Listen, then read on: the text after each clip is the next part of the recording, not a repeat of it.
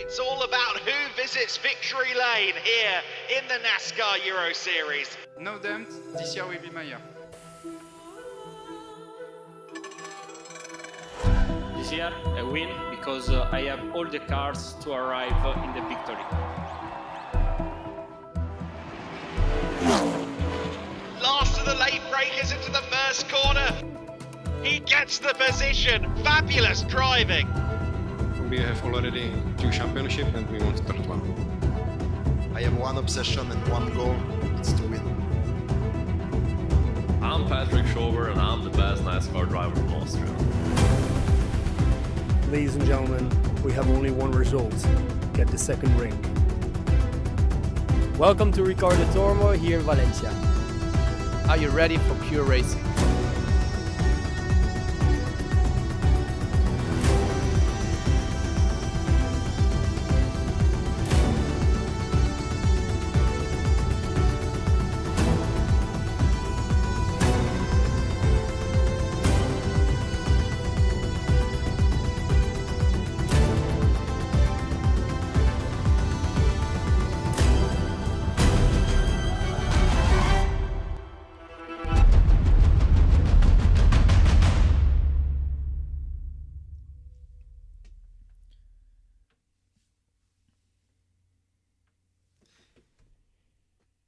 We've had 3 races so far this weekend at the Circuit Ricardo Tormo, the first 2 events of the Euro NASCAR Open Division are in the books.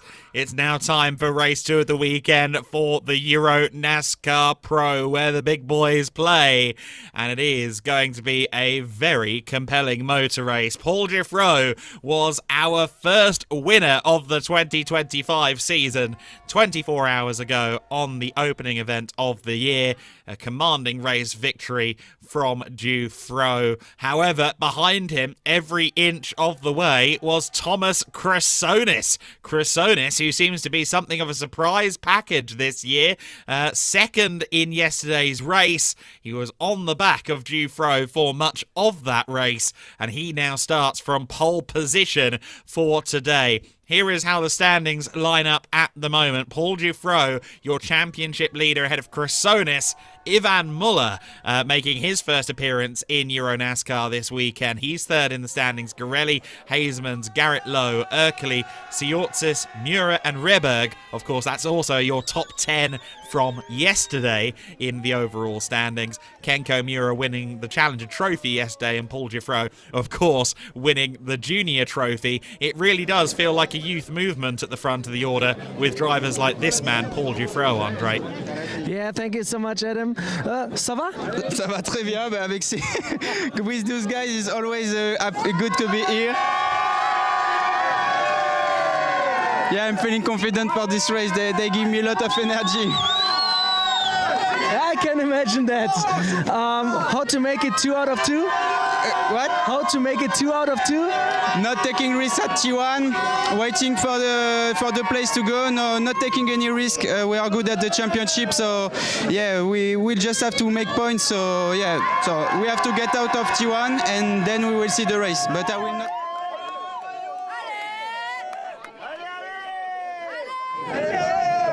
Perfect. Not even ask the question. So then, Paul Giffreau there in the number 3 RDV competition car. Of course, that is the machine that he took to Vice Championship glory last season. He wants more of the same. Of course, really, he wants better in 2025. But he's got Vittorio Garelli to beat, and Vittorio Garelli, the defending champion, he starts 3rd in today's race with the unfamiliar feeling of having his teammate directly ahead of him. PK Carsport, of course, running Thomas Chrysonis this year. They're responsible in part for his big form. And oh goodness, you're in the middle of the teammates, Andre. I tried to understand Vittorio Garelli. We start with him, okay, because he needs to go to his car. Vittorio, how's it going so far? Yeah, yesterday was a nice battle. It was a really great fun with Muller. He's such a legend. Yeah, I was much fast. I had the pace in the car, but yeah, I was blocked all race, battling. But championship is long, so we have to keep on scoring and make good results, and then we decide everything in the double points. But we are doing a good job with PK. Thomas also is doing an unbelievable job. So congrats to him, and let's go racing. Let's go do some battles. I have to do the European question. Your teammate is now 1-0 because he beat you yesterday. How to beat him? Yeah. I mean, I think it's good to have a fast teammate because we are looking through data. He improved so much in such a short time, and now we're there. So it's good, to have both cars in the front. All right, thank you so much, grazie mille. And now over to Thomas. Like I said, you already beat Vittorio in the Pro for the first time. He's the reigning champion. But what did you learn from him? Well, I mean, as he said, it's good. The position of the PK car is not opening to somebody who cannot compete, who is not on the same level with the other guy. So the competition with Vittorio is healthy, but I mean, all in all, everybody is racing to win, and in the end, we are also in the same team. So it's, as he said, the beginning of the championship. We have a long way to go, and the whole point now is to clear the start, to put the cars 1-2, and that's it. Thomas Toffel told me in the open race, before the open race, that the inside line may be even a disadvantage because you're allowed to go wide from the outside in turn 1. Now you're starting on the inside line. Do you think the same, or do you think the inside line is the right place to be? Well, I think it depends. So far, I lost every start that I did, so I don't want to say anything. We will see, because everything that I tried doesn't work so far. So we will see. I don't know what to tell you. All right. Thank you so much. Have fun. Good luck. Back to you, Adam. Yeah, Thomas Chrysonis started from pole position earlier today in the Euro NASCAR Open Division race, and that did not pay off for him, unfortunately. He was quite cautious, braked quite early for the first corner, which is sound thinking theoretically, but in practice, unfortunately, it did not work. Vittorio Garelli, interesting to see how he's doing. It does help, to his point, really does help to have a fast teammate that you can kind of build the data pool with, and that's exactly what he's got in his hands. But of course, last year he was uncontested. He was the only PK Car Sport driver, so it's interesting to see this dynamic. Thomas Chrysonis, I think, surprising everyone to an extent with just how far forward he's now moved, and that in part is because, of course, he's got Alan Day, the most successful driver in the history of this series, in his corner to help him out. Ivan Muller, new to this series, Andre, but very experienced. Oh yes, a lot of experience, but also a lot of racecraft. We saw it yesterday. Do you think you can even compete for the win today? No, I don't think so. The guys on the front, they are fast. But anyway, I will try to take my chance. But we'll see. I think we improved a little bit the car from yesterday. We found two, three small things. We'll see if it's enough today. What about the car? You've raced so many different cars in your career, but the Euro NASCAR car, what makes it so special? Oh, yeah, there is many different things, but I think the bigger thing is the fact there is no doors and I have to go in through the window, and that's probably the bigger problem for me. All right, merci beaucoup, thank you so much, and good luck. Thank you, back to you, Adam. That was not the answer I was expecting, but it's a very good one. Great to hear from Ivan Muller with his M Racing team. He's here for the first round. I suspect we might see him again at some point, but for now it's meant to be a one-off. But I think that flavour of racing is coming back to him, and he might well want more as the season progresses.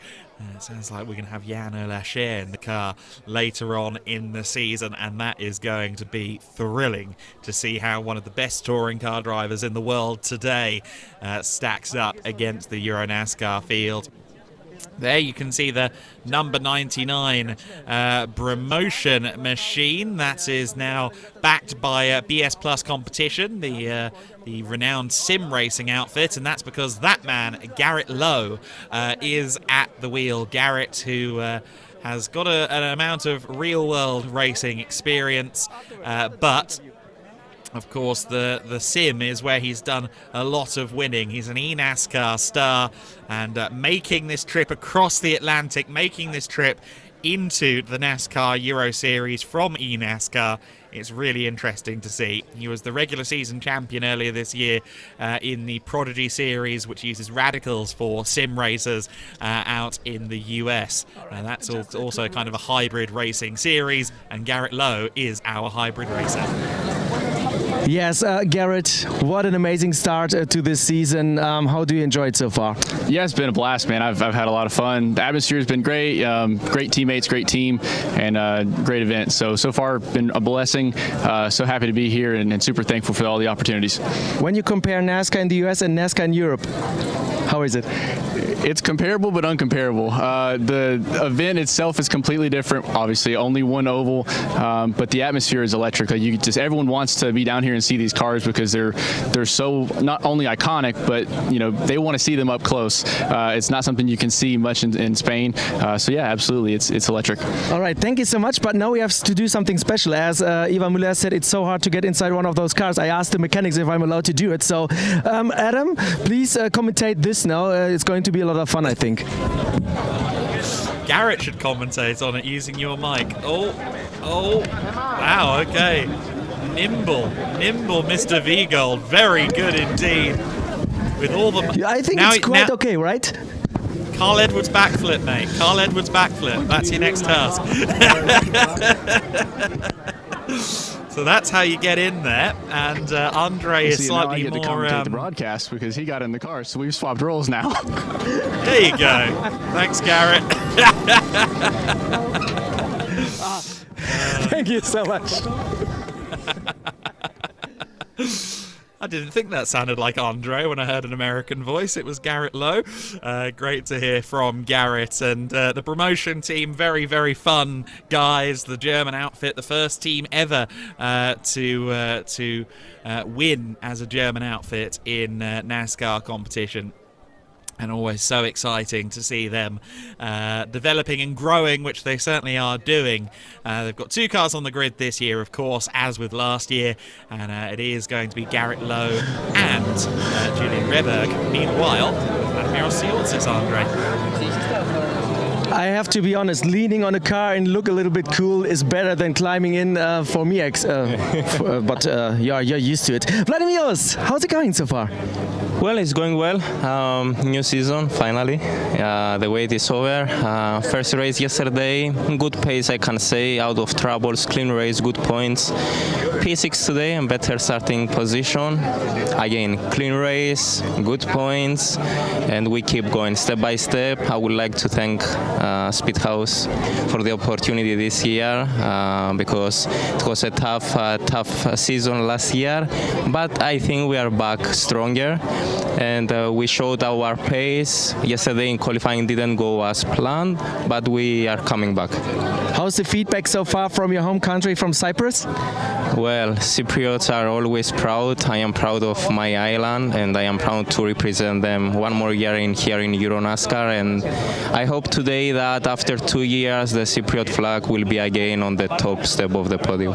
All right, thank you so much. Good luck and have fun. Back to you, Adam.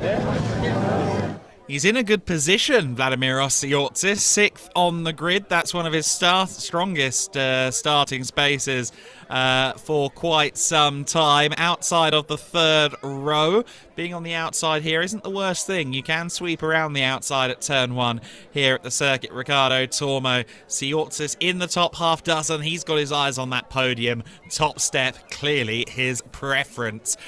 Very strong 4th row of the grid behind Vladimiros and Garrett Lowe. Liam Hazemans and Gianmarco Ercoli on the 4th row of the grid. Of course, the grid for this race determined by the fastest laps from race 1 yesterday.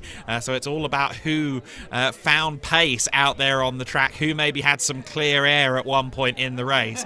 Gianmarco Ercoli spent most of the race in wheel-to-wheel combat, so maybe not a surprise that he's 8th on the grid. There's a tall child there with a microphone trying to get an autograph. Oh no, wait, that's Andre. Andre, we'll hear from him in just a second with Gianmarco Ercoli. Here he is now. Thank you so much, Gianmarco. First race, I think not the one that you would like to have, but what did you do overnight to improve the pace of the 11 car? Yeah, and this morning in the warm-up we improve the lap time. I'm happy for this because the team worked very well for arrive to the top. Today is difficult starting in the fourth row. I think it's important stay with the group of the head. Yesterday I improved lap by lap, but it's not perfect for stay near the podium. Today is another day. It's possible have a nice race. But when I remember the last years, Valencia was not always the best place. The good tracks are coming, right? Yeah, last year was really difficult. Yeah. This year, today is the first birthday of my daughter, so a special day today. Well, I think is the best goal arrive first, but it's difficult. We try. All right, then congratulations to your daughter. Thank you so much. Back to you, Adam. Yeah, special weekend last year for Gianmarco Ercoli. 8th on the grid this year, of course. He's switched over to the number 11 for this year, which is the Illumitech Racing entry. And that's the first time that Canadian team has arrived here into Euro NASCAR, though they do still have a technical partnership, of course, with Cal Racing, which is the team we're familiar with for Gianmarco Ercoli in previous seasons. So an interesting partnership there, and another interesting partnership for Liam Hazelman's, Andre. Yes, I just keep you signing things, but I think you are able to talk, right? How's it going so far for you? Well, yesterday it was a bit difficult because we had a bit of issues with the setup. But then, I mean, yeah, you saw in Gilles' race, it was awesome. So he did an awesome job. So, well, now I have just a little bit of pressure to repeat what he did today and yesterday, right? A lot of fans here right now to get something from you. How do you enjoy the event so far? Yeah, it's crazy. You know, honestly, now you just see how much bigger it gets with time. Oh yeah, I'll give you this one. It's just crazy to see how it's evolving. Like really compared to last year and the years before, I think this is one of the most amount of fans we have in Valencia. So yeah, just awesome to see how much the series is growing. Really nice. All right, thank you so much. Muchas gracias. Back to you, Adam. Of course, this is the circuit where he debuted in Euro NASCAR back in 2022, and he has been thrilling to watch since then. Or rather, 2021, I should say. He was debuted in Euro NASCAR, but great to have Liam Hazelmans with us. He's always a positive force on the grid, and the fans definitely flock to his car when we're doing these spectacular grid walks. Of course, you can see all of the fans down there for this. It's always a great opportunity for the supporters. And in the shade, Martin Dubeck with Andre. He predicted his open win. Now a little bit relaxed before the pro race. How's it going, Martin? Yeah, I'm a little bit tired, so I need rest. I hope there are no safety cars and the race will be quick. And then rest, fly back home, and whole week rest. Before the race, you're already thinking about flying home. That's interesting. But what do you think? What's possible with the 7 car? It's P9 for start, so I think the podium is possible. Let's see. In open race, we predicted win, so now maybe I can predict podium. Oh yeah, we keep that. We take a note, Adam. Podium for Martin Dubeck. Back to you.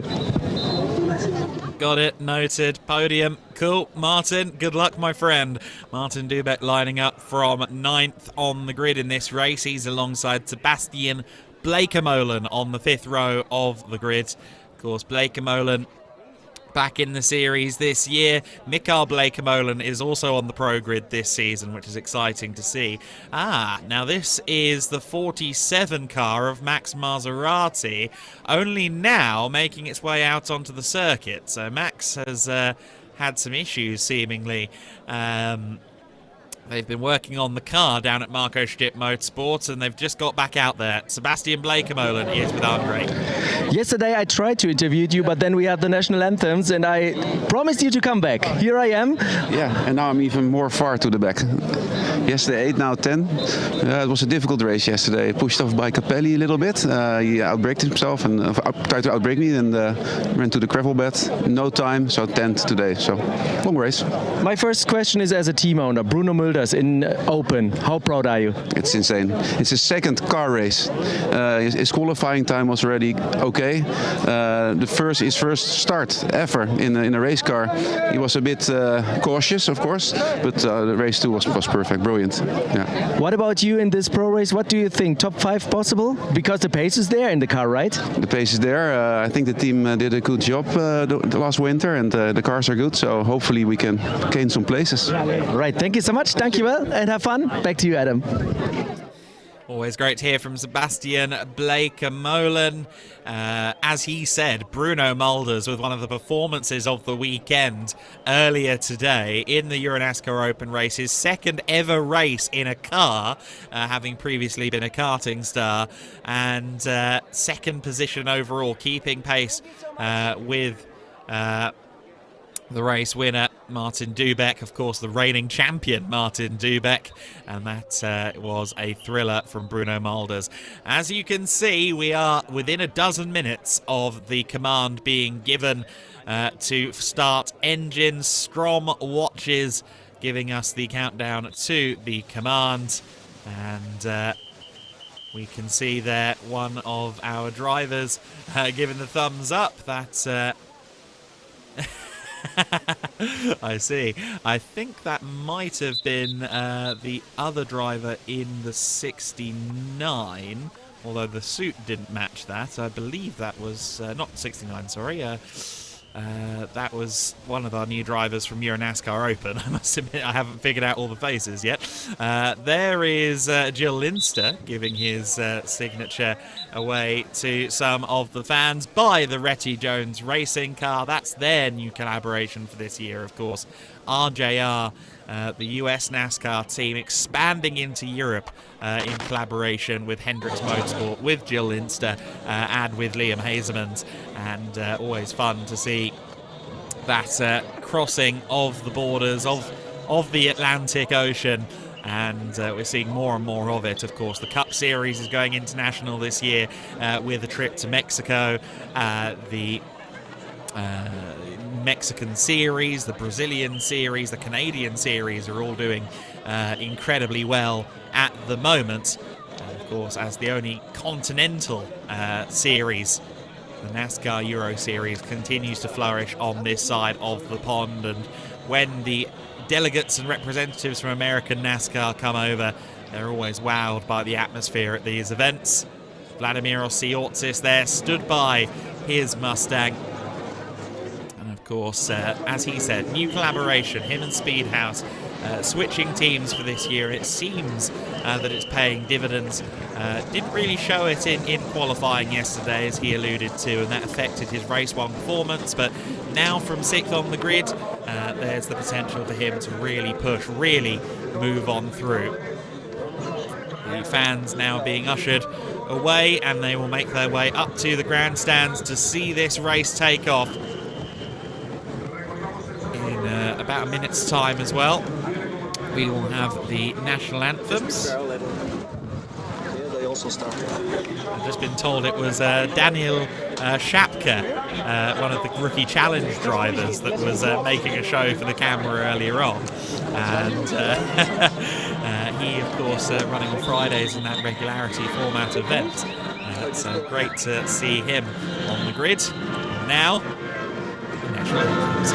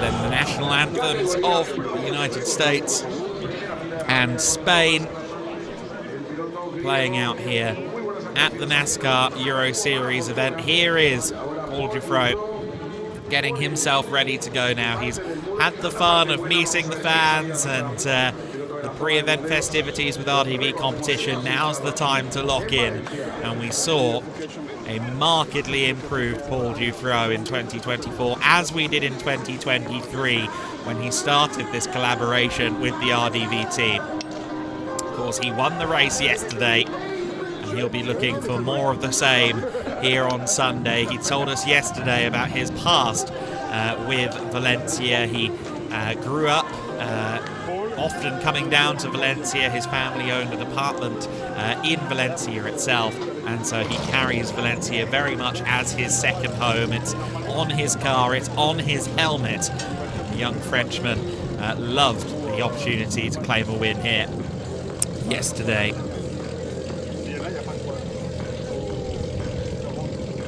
So there is the number 3. He'll be starting from the outside of row number 1. Thomas Chrysonis, hours after his first Euro NASCAR Open Pro, is also going to Open Pole, sorry, his first Euro NASCAR Open Pole. He is now going to have his first Euro NASCAR Pro Pole.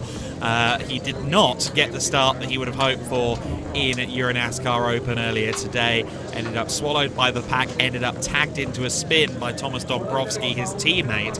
And the critical thing there is Dombrowski was on that second row and was on that third row, and tagged him into the spin, trying to get around him. Garelli's directly behind Chrysonis, so for Chrysonis, he's going to be hoping that history doesn't repeat itself, and I'm sure everyone at PK Carsport is hoping history doesn't repeat itself there. Garelli, the defending champion, then from third on the grid, really wants to try and come out of this first weekend with a race victory, with a statement that yes, my package of this Camaro, my team, myself at the wheel, we are still just as potent as we were in 2024. At times, it felt like Garelli was running a car in a different category. He was so much quicker on quali runs, on race pace at times during the 2024 season. And we haven't seen evidence of that again in 2025. A lot of the drivers have taken, a lot of the teams as well, have taken a step forward this year to try and challenge Garelli. Garelli, now the onus is on him to show that he is still here at the sharp end of this category. What about Ivan Muller, the X factor of having a 4-time World Touring Car champion there on the second row of the grid? Vittorio was quick to say, I loved that battle, I loved racing a legend. As Vittorio said, and as Ivan I think would agree, Vittorio clearly had more pace, but Ivan Muller is a very good chess match player when it comes to wheel-to-wheel racing. We definitely saw that in the race on Saturday. Can Ivan try and finish on the podium again in this race?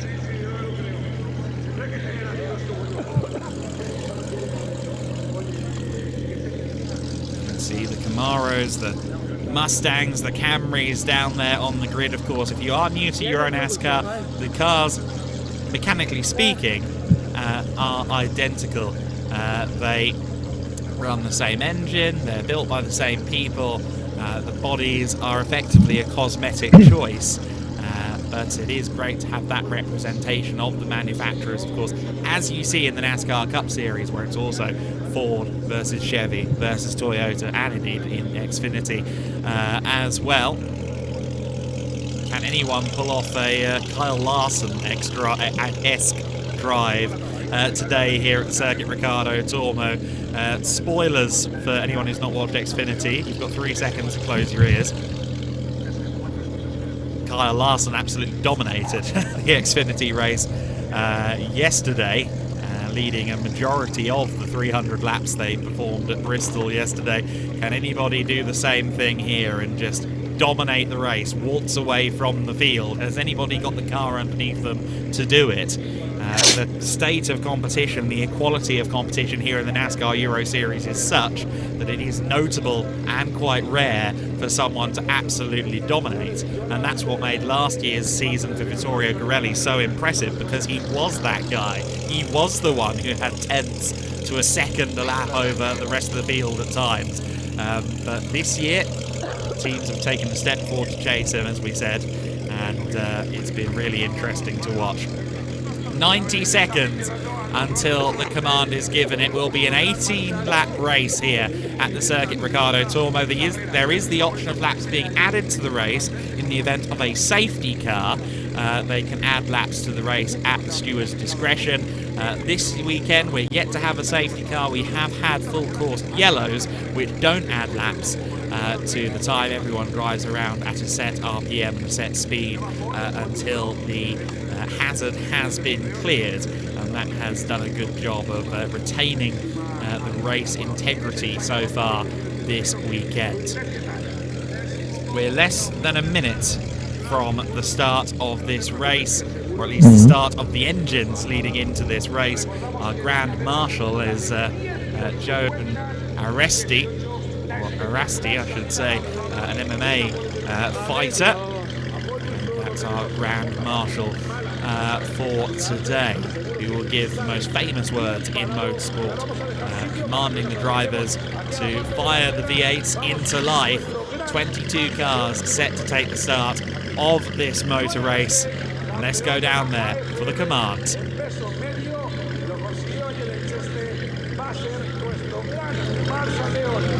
Vamos a hacer la magia después de decir las palabras seguro. Conseguimos que arranquen los motores sincronizados. Drivers, start your engines. One champion, two others. Joan Aresti giving the command. Of course, we've also had a bit of a star-laden feeling around the paddock as well. Nerea Marti, a former F1 Academy race winner, is here this weekend, as is her husband, the famed Valencia striker Hugo Duro, who helped Valencia to a win against Sevilla on Friday, and here he is on Sunday, having been part of the presentations for the Euro NASCAR Open race earlier today, and indeed presenting trophies to the Euro NASCAR Open podium finishers. Really star-studded atmosphere here at Valencia as the event becomes a more and more recognised part of the Valencian sporting calendar.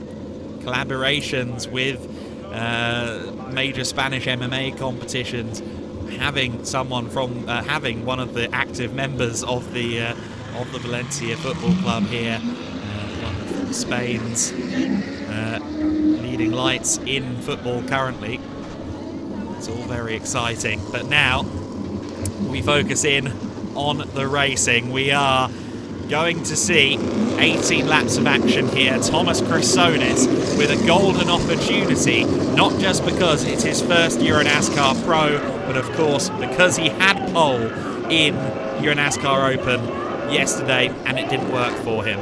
So this is an opportunity to right the wrongs of Sunday morning on Sunday afternoon. Cresonis for PK Carsport, the number 13 is your pole sitter. Paul Giffreau for RDV Competition is on the first row of the grid with him in the number 3. The number 24, Vittorio Gorelli, lines up third on the grid. He is alongside Ivan Muller of M Racing, the number 34 car in a new team this year. Garrett Lowe, the number 99 Promotion Machine, in 5th position, and the American is joined by Vladimir Osiortzis for Speedhouse in 6th. Liam Hazemans for Retty Jones Racing, and Gianmarco Ercoli of Illumitech in 8th. Ninth position, Hendrix Motorsports, Martin Dubek alongside Sebastian Blakemolen in the number 69 Camry. Fabrizio Armetta lining up 11th on the grid. He's alongside Jack Davidson, who for the first time focuses on NASCAR Pro wholeheartedly this year. Julian Reberg lines up 13th alongside Claudio Remeggio Capelli. Mark Goosens is 15th on the grid alongside Ulysse Delso. Giorgio Maggi in 17th. Kenko Miura, who took an overall podium earlier on today in NASCAR Open. He's 18th on the grid. David Kajaya, I should say, in 19th place alongside Max Maserati. You can incidentally expect David to come through the order. He'll be one to watch. Maserati 20th, Max Lanza 21st, and Mikael Blakemolen in 22nd place. The stage is set for a very exciting motor race here. I would say that anybody in that top 10 is a valid podium contender, and I'm really not sure which way this is going to go. A lot of pressure, though, on the shoulders of Thomas Chrysonis. We saw what happened in the open race earlier today, and that's going to be in his mind, whether he wants it to be or not. That is going to be on his mind as he approaches the wheel and start zone for this race. Yeah, I am back on in my commentary booth right now, and the cars are already lining up 2 by 2. We are ready for the race start, and I want to take this opportunity real quickly to answer some questions I saw on social media. 18 laps we have here, 3 manufacturer bodies, Chevrolet, Ford, and Toyota, and the grid was determined by the best lap times of yesterday's race. That's why we have Chrysonis in pole position, and behind him Paul Giuffreau. But now I give it to you for the race start. I answered all of those questions, social All right, media, but it's I'm better sorry. from Andre anyway. Sorry, The mate. wheel and start zone is about to be firing everyone into life. There are the red banners. That's our start zone. We're underway and racing on the Euro NASCAR Pro grid. Looks like there may have been a little bit of contact somewhere in the mid-pack there. Chrysonis this time, again, a little early on the brakes, but he's in the lead into the first corner. He got a good start off the line. That's the most critical thing. Paul Giuffreau, though, all the way around the outside. He's gone deep into turn 2, though. He's not going to get that stopped. Chrysonis has retained his lead. Ivan Muller is up to second place. He's side by side with Vittorio Garelli, and Garelli's going to be going, not again. I can't afford to have to fight this man for a second race, a second day in a row, but that's exactly what's going to happen. It's Chrysonis at the front of the order. Ivan Muller, left the door open there. I thought Vittorio Garelli might have a look. Everyone else navigating their way through the order. Looks like Liam Hasemans has lost a couple of places further back. Paul Giuffreau, of course, has dropped to 5th position behind Martin Dubek. Drifting wide at that second corner proved very costly for the Frenchman. But what a perfect start for Thomas Chrysonis. He's a little bit, he jumped a little bit away from Ivan Muller, who's now defending against Vittorio Garelli. It's the same what we saw last Saturday, what we saw yesterday, and then we have Martin Dubek. A perfect start, 4th place for the Czech driver. Then Paul Giuffreau and Garrett Lowe also lost a couple of positions in the 99 car. He's behind Sebastian Blakemolen and Gianmarco Ercoli. Exciting racing going on here. Here comes Giuffreau around the outside at the final corner of the lap, strays way wide, and unfortunately he can't find a way past Dubek. What a start for Martin Dubek. He said he was tired. He also said, though, that he was going for a podium, and he's already up to 4th position. Very good first lap of the race from Martin. He picked the bones while everybody else strayed way out wide. He managed to keep himself on the straight and narrow. Here's Sebastian Blakemolen, another good start. The 5th row of the grid, Dubek and Blakemolen are now both in the top 5. It strikes me that something might be amiss with Paul Giuffreau. He's losing positions. He's lost out to Blakemolen. He's now got Ercoli looking around his outside. Liam Hasemans, Garrett Lowe, Jack Davidson all there as well. Jack Davidson, of course, he's into his sim racing. He's backed by GT Omega, the sim racing hardware firm, and he's racing a proper Major League sim racer in Garrett Lowe there as they race behind Liam Hasemans. It's Chrysonis in the lead, Ivan Muller in second position, but Chrysonis, I think, will be so relieved more than anything that he's still where he would envision himself being after starting from pole position. And when I take a look at the back of the field, everybody really got through the first corners of this race. No incidents, no spins, and nothing. A little bit of dust in the air, and that's it. And David Kajaya, you said already, we have to take a look at him. He already gained a couple of positions. He's in 14th at the moment, in front of Julian Rehberg and behind Giorgio Maggi. So the 48 car, as he predicted, gains position after position. But right now he lost ground to Julian Rehberg, who got his position back. So David Kajaya now in 15th. Yeah, Kajaya leading the Challenger Trophy at the end of the first lap for the C-grade drivers, the amateur elite drivers, and he is running well for the time being. Julian Rehberg, as you said, has got back past him for 14th position in the 77 promotion car. Gianmarco Ercoli hustling at Paul Giffreau here for 6th position. Giffreau not having the race he would have anticipated to this point. He's got a long way to try and gather things up. Of course, another factor that I think is going to be of interest here is the tyre life on a few of these cars. Everyone in this race has been on the same Hoosier tyres throughout pro qualifying, throughout the first pro race yesterday, and now this race. It's the same set of tyres. So those who were really pushing yesterday might be in trouble. And Thomas Chrysonis, I will say, looked like he was really pushing that car all throughout yesterday's race. So was Ivan Muller, of course. He was fighting hard with Vittorio Garelli behind him. The drivers that maybe didn't do so much of that fighting earlier on in the weekend, they might find an advantage in this race. Garelli there looking to the inside. I'm wondering about Martin Dubek. He had a relatively easy run yesterday. He would be, I think, a driver with some spare tyre in the pocket. Oh, he's gone straight on! I was just talking about how I thought he was going to be a factor.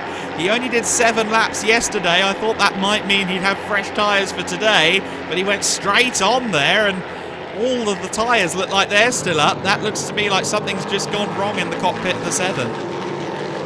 Yeah, he parked his car now at the part of the circuit that we don't use for this race. He should be in a relatively safe area. Marshall's already running towards the car of Martin Dubek, the 7 car stranded there. And yeah, that's a really unfortunate situation for Martin Dubek because he had the pace. He predicted a podium, and I think that he even had a shot at it because he was there in the mix with Chrysonis, Müller and Girelli. I think he definitely had a shot at a podium. That's a huge shame for him. Sebastian Bleekemolen then inherits 4th position. He was only 10th yesterday and I think had a fairly easy run of things in the Saturday race. He would love a podium in Sunday's race, and it does look like he's got the speed. Again, I feel like all of those drivers in the top 3 took a lot out of their Hoosier tyres yesterday, and I think that could be a factor towards the end of the race. Of course, the Hoosier tyres are quite durable. We have seen some tyre punctures this weekend, which is a strange little anomaly, but in general, the Hoosiers are very durable, and we expect them to last the distance. But of course, if you have put a real hustle on in the first race, if you've done 18 laps of nothing but flat out and smoking and trying to get on the power as early as possible, if you've been in a fight for 18 laps, come Sunday, you're going to have a worse tyre underneath you. Let's see if Sebastian Bleekemolen can try and go on the offensive. It looks to me like he's got the race pace right now, at least over Garelli and Muller. Thomas Chrysonis seems to be pulling away a little bit at the front. Yeah, he's doing a really good job. His last lap time, a 1:42.5. Ivan Müller 1:42.9. The fastest lap of the race now posted by Paul Giffreau, a 1:42.3. So the Frenchman is gaining a little bit of pace. And here we have Liam Hazemans, and he's trying to attack Gianmarco Ercoli in the Alumitech Racing 11 car. Retta Jones Racing with a decent, solid weekend so far with the 30 car. So it is a really good debut for the American team that, of course, is partnering with Hendricks Motorsport, one of the most successful teams in Euro NASCAR history, led by Roy Hendricks, who's also fielding the number 7 car that got already lost and parked up off the track by Martin Dubek, driven by Martin Dubek. So let's see what Hazemans is able to do here in this race. But look at this, the gap between Müller and Chrysonis is increasing, in my opinion. Yes, I agree with you. It was just over 3/4 of a second when they came across the line. I think it will have gone out, and that's in part because Ivan Muller is having to drive through the mirrors here with Vittorio Garelli on the attack. He said he felt he didn't have the pace over Garelli yesterday, drifted wide there coming out of turn 11. That could give an opportunity here to Garelli in turn 12. No, Ivan is brave on the brakes there, sweeps around the outside to get to the apex first at turn 12. Ivan Muller said he felt that they'd found something. He and Thomas Toffel had found a little bit extra performance coming out of Saturday, and let's see if he can use that to his advantage. Chrysonis crosses the line again. The gap will undoubtedly have grown. It has. It's almost doubled. 1.3 seconds now between Chrysonis and the chasing pack. Paul Giuffreau has closed in on Sebastian Blekemolen. He's brought Gianmarco Ercoli and Liam Hasemans with him, also lapping faster than the front runners. Oh, Garelli goes to the inside at turn 2, got a good run off of turn 1, and manages to find his way past Ivan Muller for the second position in this race. Vittorio Garelli up to second place. Ivan will now have to try and rally against against Vittorio, but I'm not sure he's quite got the pace underneath him. Defending is one thing, going back on the attack is another. We've got yellow flags down at turn 4 and turn 5 though. Yeah, there's a car off track. I think it's one of the Speedhouse cars, and when I'm right, it should be Giorgio Maggi. I'm not 100% sure. We have to confirm that, but or is it Ulysse Del Sol? It's really hard to see it right now from my position, but one of the Speedhouse cars, and it is Ulysse Del Sol. He was off track in turn 4. Ulysse Del Sol, unfortunately, having a bit of a problem. Speaking of Speedhouse drivers, Vladimir Osiortsis started the lap in 13th place. Of course, he was 6th on the grid. He was another driver who certainly didn't profit coming through the first couple of laps of this motor race, which is a huge shame. And Del Sol is off again at turn 6. So Ulysse Del Sol, I'm guessing he must have a problem, and now everybody has a problem because that car is beached.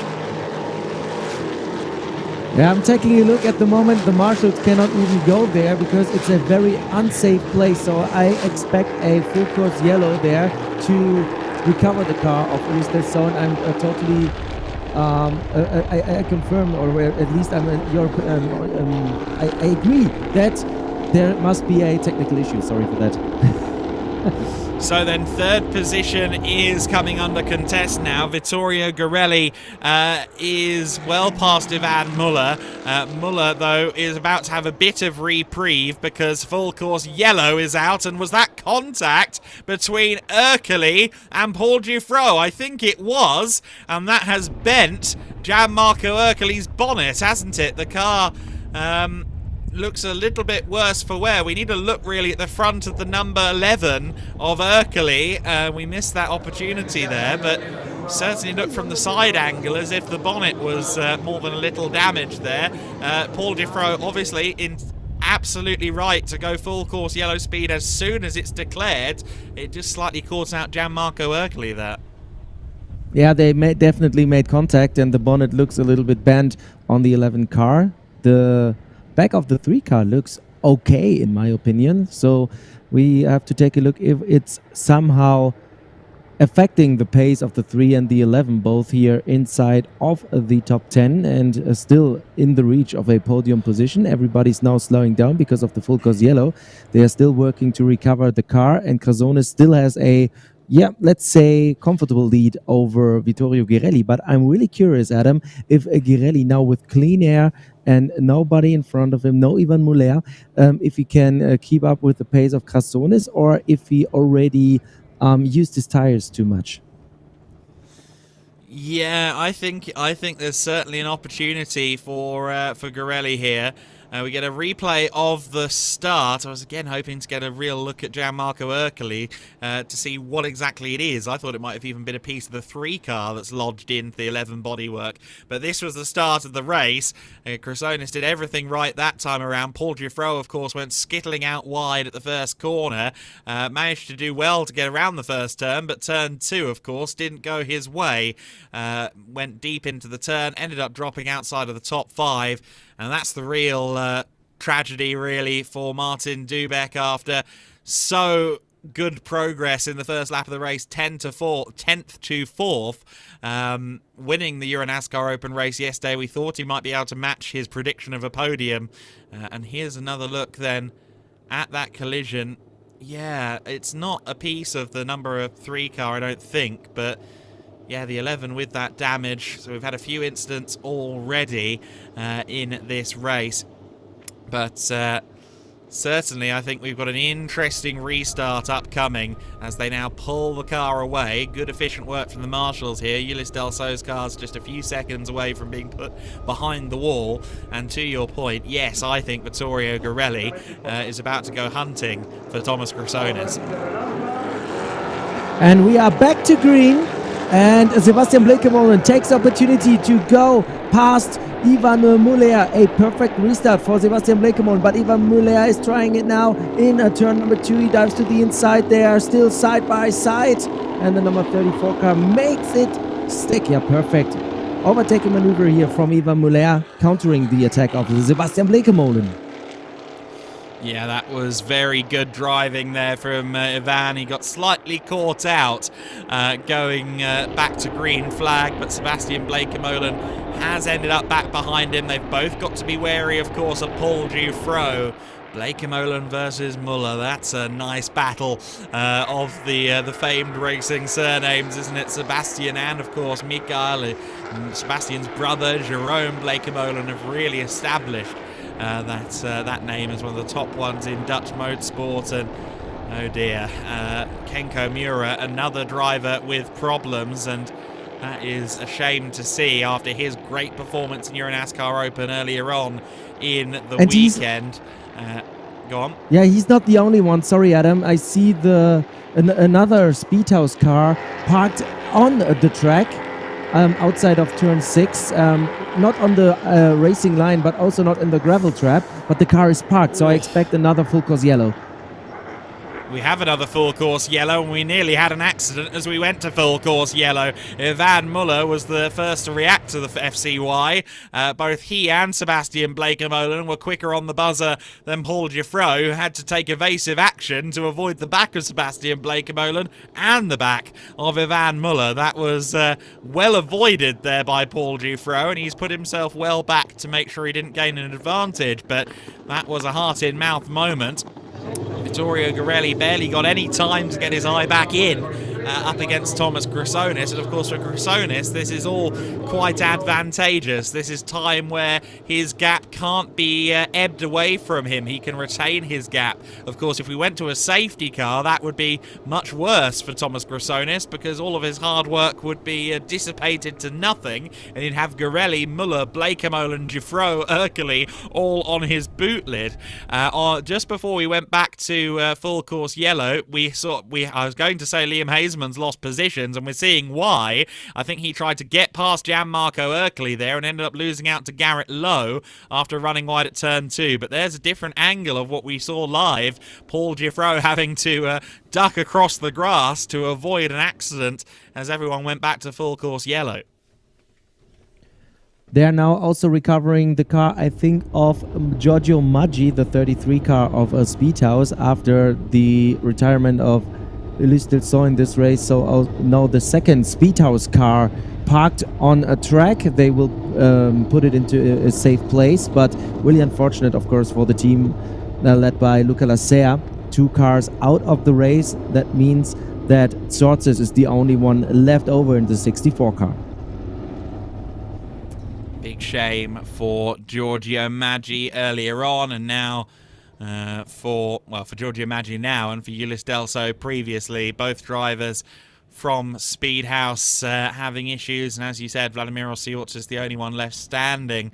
Siortsis now up into 12th place with the demise of his teammate, but again, not where he'd want to be given he started 6th on the grid. He's got some work to do to try and get himself into the top 10.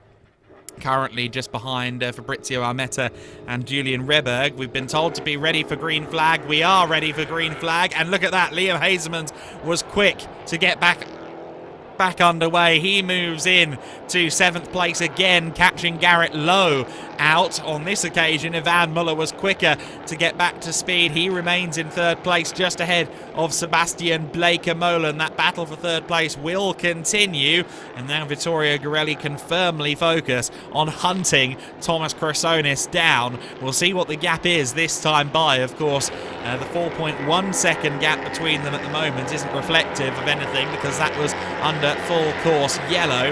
We'll get to see a proper lay of the land this time by as the field crosses the line to complete lap number 9 of this 18-lap race. Here comes Chrysonis. He is how far ahead of Vittorio Gorelli? 3.7. I think Gorelli might have been a bit slow to get back to speed there because Chrysonis seemingly took a little bit of advantage away from that. Ivan Muller 3rd, Sebastian Blaker-Molen 4th, Paul Dufresne in 5th place, Gianmarco Ercoli just behind this pack of 3 in 6th position.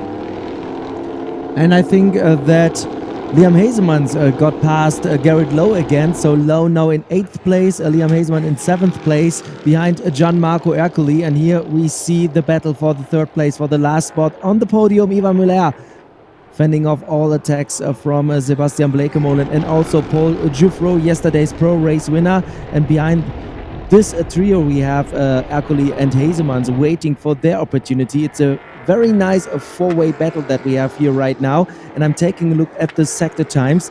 Vittorio Gorelli is gaining ground on Thomas Chrysonis, 1/10 of a second here, 2/10 of a second there, 9 laps to go. Adam, I think it depends a little bit on how consistent Thomas can be over the rest of those laps. Yeah, exactly right. The best lap so far from Chrysonis is the best that we've seen in this race. So he's got good pace out there on the circuit. It's just a matter of whether he can now match Vittorio Gorelli in clean air. Ivan Muller in 3rd position is not really on the same level of pace as those behind him, and that means Paul Dufresne has an opportunity at Sebastian Blaker-Molen now for 4th place. They drag race to the line. It looks like Blaker-Molen got the better run off of 14 though, and Sebastian Blaker-Molen remains ahead of yesterday's race winner for the time being. It's Muller from Blaker-Molen from Dufresne in that battle for 3rd still, and of course Ercoli is being pursued now by Hazemans and Lowe, who are in tandem, slowly making their way towards the back of the 11 car. So I don't think any position from 3rd through 7th place is particularly signed, sealed, nor delivered at the moment. Last time across the line, though, Vittorio Gorelli was faster, Andre. Yeah, but it is not enough to catch Thomas Chrysonis. Gorelli won or gained 2/10 of a second over Chrysonis. Now Dufresne, another dive to the inside. Sebastian Blaker-Molen and Dufresne now side by side. A little bit of advantage for Ivan Muller. He can increase the gap a little bit, but Dufresne tries to make it stick. It doesn't work, so Blaker-Molen still in 4th place. Blaker-Molen holding on to that P4 in the 69 Team Blaker-Molen machine. Of course, his father, Mikael Blaker-Molen, also out there on circuit running 2nd in the Challenger class at the moment, just behind Claudio Remigio Capelli, who leads Challenger only down in 14th overall, though. That'll be a disappointment for Claudio Capelli, who's looked like he's had some really good pace at times this weekend. Blaker-Molen definitely feeling the pressure from Paul Dufresne in this battle for 4th place. You can see the car getting loose underneath him, and here comes Dufresne to the inside. Made that look incredibly easy. I think Sebastian Blaker-Molen there rather let that happen, lifted out of the throttle early, because that was a very, very big gain there in the deceleration zone from Paul Dufresne. Dufresne is up into 4th place then, ahead of Sebastian Blaker-Molen. When can Ercoli try and mount a challenge now is the next question. Big news though. 4 cars have received a drive-through penalty for track limits, and that is a significant bulletin, including Sebastian Blakemolen. He's one of the drivers who has received a drive-through for track limits. I'm not 100% sure, I have to say. I have to check the messages I got. Yeah. It didn't say drive-through on the actual bulletins. That was a typo on the graphic. Yeah, it says a warning flag, but we have a 10-second penalty for the number 5. That's Claudio Remigio Capelli. And with David Kjaya now in second place in the Challenger Trophy, we might have a battle between Claudio Remigio Capelli and David Kjaya for first place in the Challenger, because they are just separate by 6 seconds, and a 10-second penalty would promote Kjaya to first in the Challenger Trophy.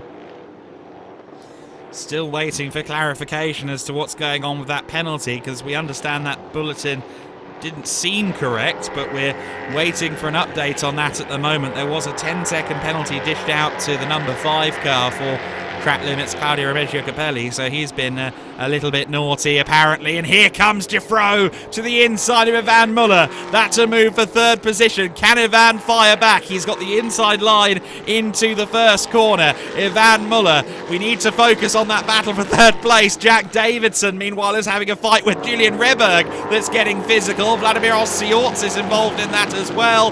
Muller and Gefro, the 2 French drivers, side by side. Oh, and Ivan got very loose indeed through turn 1. Somehow they both survived the moment. Gefro goes very deep into turn 2. Ivan Muller retains 3rd place, and he was drifting through the first corner. I don't think he intended. Ivan Muller retains 3rd place, and he was drifting through.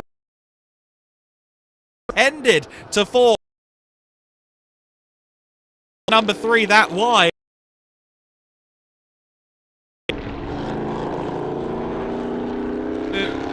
A drive-through for the drivers we thought did have a drive-through. It was just a warning flag according to the information we have, but we're waiting for confirmation on that. Either way, heart and mouth stuff for Ivan Muller there.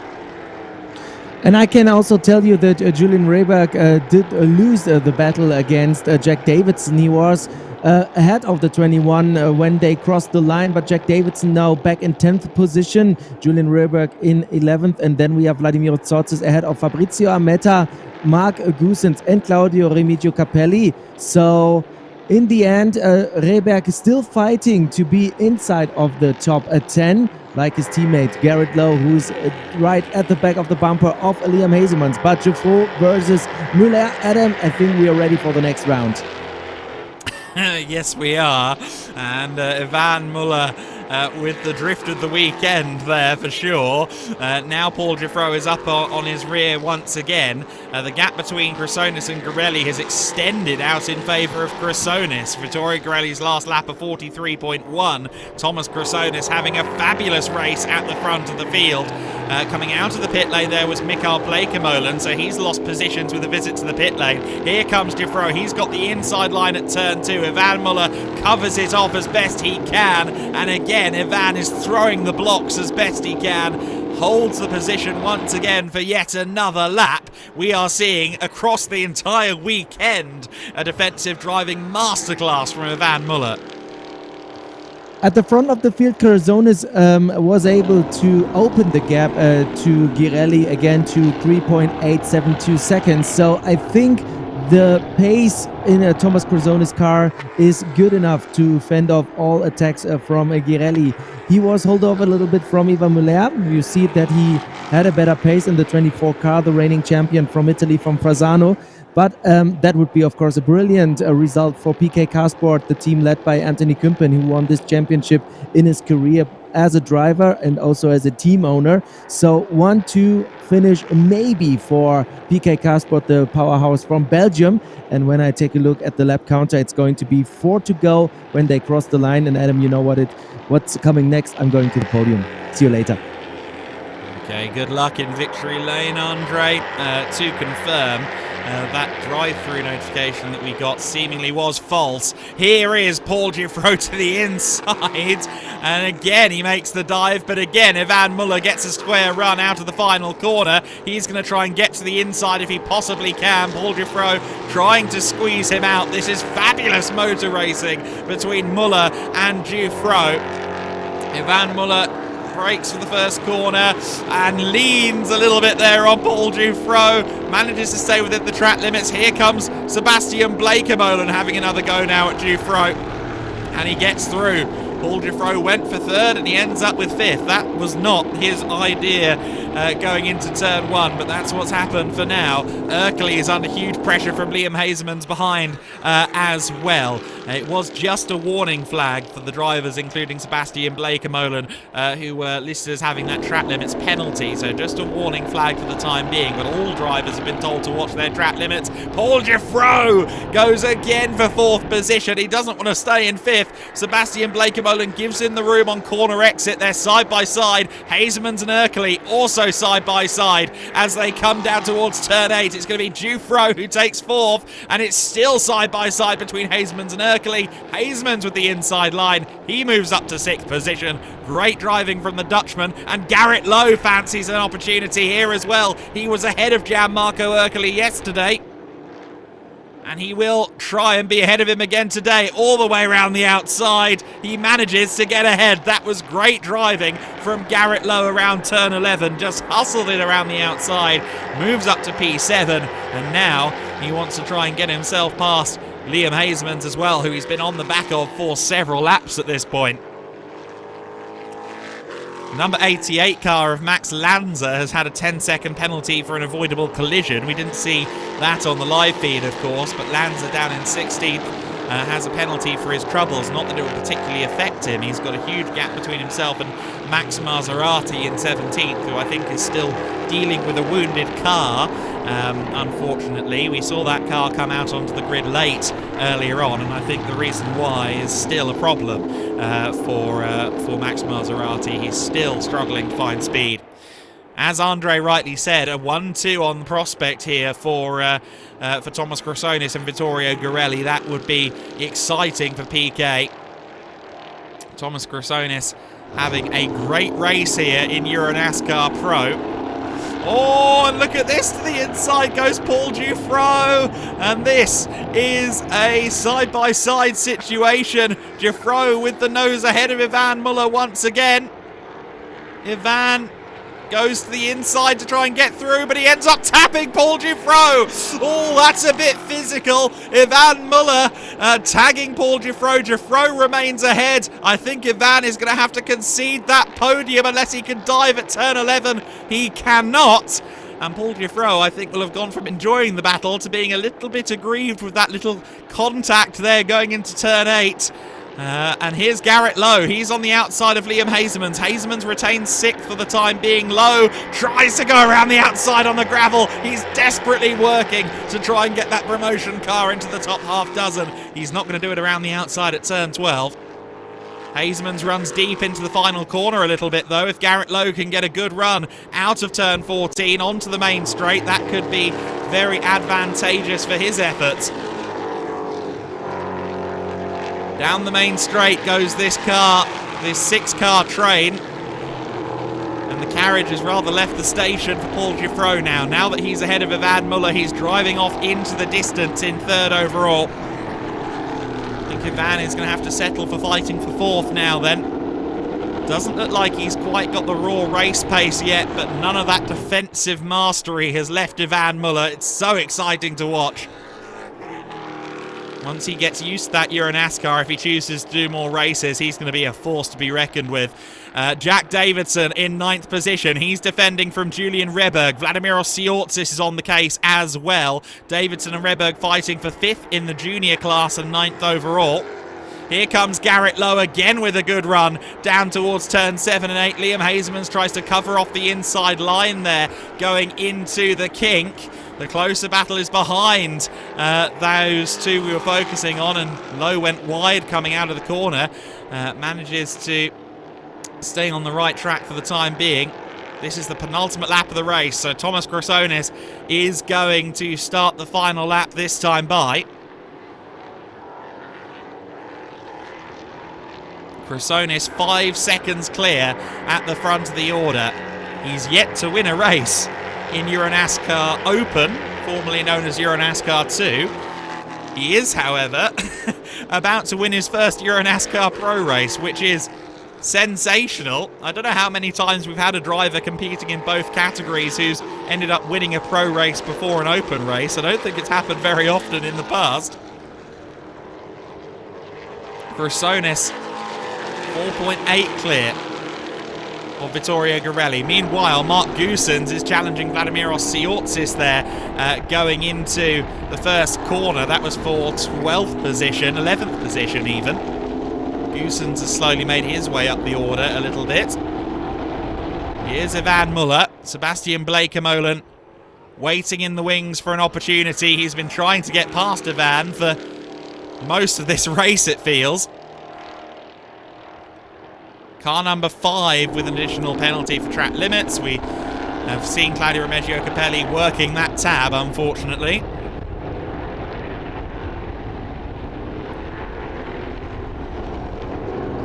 Of course, being reminded that Thomas Chrysonis won in Open yesterday. I wrote my notes on Friday. Of course, at the time, Chrysonis wasn't an Open class winner. He did win the race yesterday in Open. So Saturday first Open win, Sunday first Pro win. That's working out very well indeed for Thomas Chrysonis. What a weekend he's had. A win in each category. Just one more corner between himself and a victory in EuroNASCAR Pro.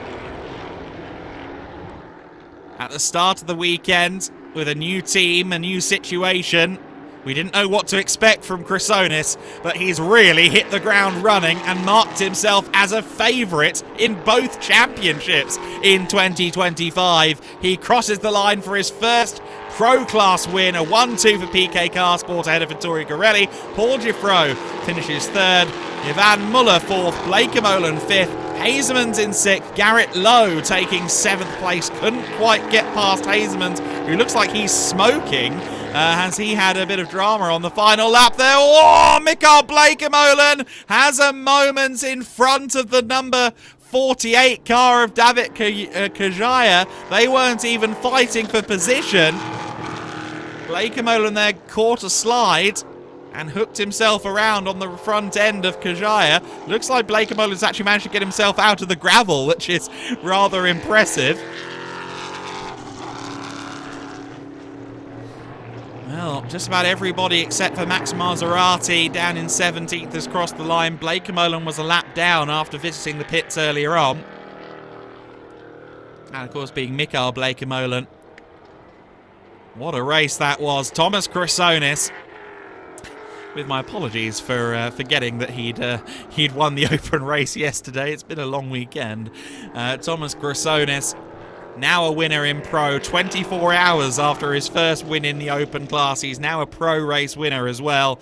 4.2 seconds he was ahead of Vittorio Garelli at the end of the race. Not only did he win the race, but he was also, for large parts of the race, quicker than his experienced teammate, the defending champion, Vittorio Garelli. That bodes very well for the chances of the Greek driver and PK Car Sport. Giuffreau in 3rd behind Garelli. Ivan Muller finishing 4th after his valiant defensive driving. Sebastian Bleekemolen 5th. Liam Hazemans in 6th place. Garrett Lowe, Gianmarco Ercoli, Jack Davidson and Julian Reberg bringing us down to 10th place. Claudio Remeggio. There is Liam Hazemans. So I did say I thought Liam Hazemans was smoking. He was, and maybe had a problem right at the end of the race there. I believe that while Claudio Remeggio Capelli is currently the Challenger class winner, his track limits penalties accumulated will mean he drops off of that top step of the podium. He might even fall back to 3rd in class. We'll wait for that to be confirmed. But Claudio Remeggio Capelli 14th provisionally, but once the penalties are applied, I think he'll be dropping back quite a lot further. Highlights of the race. Thomas Chrysonis led from lights to flag. Managed to get a very good start and had a clear run into the first corner, was side by side with Ivan Muller and Paul Giffreau into turn 2. Giffreau had the nose ahead, but of course he drifted wide, ended up down in 5th position. Martin Dubek went from 10th to 4th on the first lap, but unfortunately no further progress could be made before this problem took Martin out of the race.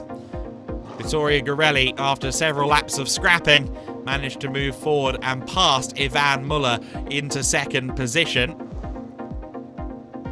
Paul Giffreau got tagged by Gianmarco Ercli as we went to full course yellow.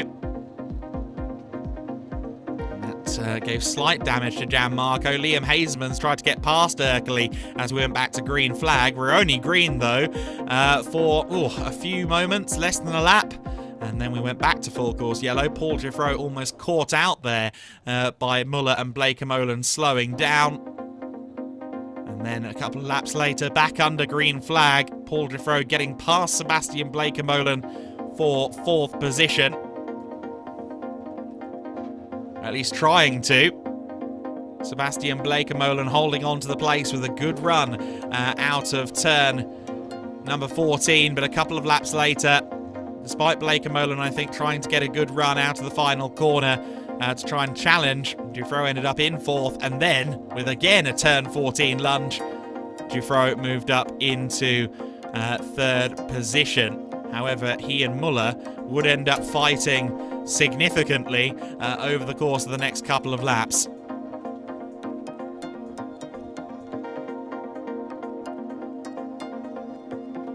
Eventually, Thomas Chrysonis winning the race by 4.2 seconds, the biggest achievement in the career of the Greek racer. This was Muller and Giffreau having their moment there. Ivan getting, I think, hooked on the rear of the number 3 car. I think they were kind of stuck together there for a moment in time, and that would have been heart in mouth for both Giffreau and Muller, but a really exciting battle between them. Of course, that moment of between the two, between Muller and Giffreau, did cause a slight delay to Giffreau's plans of getting up into 3rd place, but eventually Paul would find his way by. Ivan Muller fought every inch of the way for that last podium spot, but Paul Giffreau ultimately moving into 3rd position after a great fight with the 34 car. Muller just wasn't making it easy in the slightest. It was eventually down at turn 5 where the door beckoned open for Giffreau.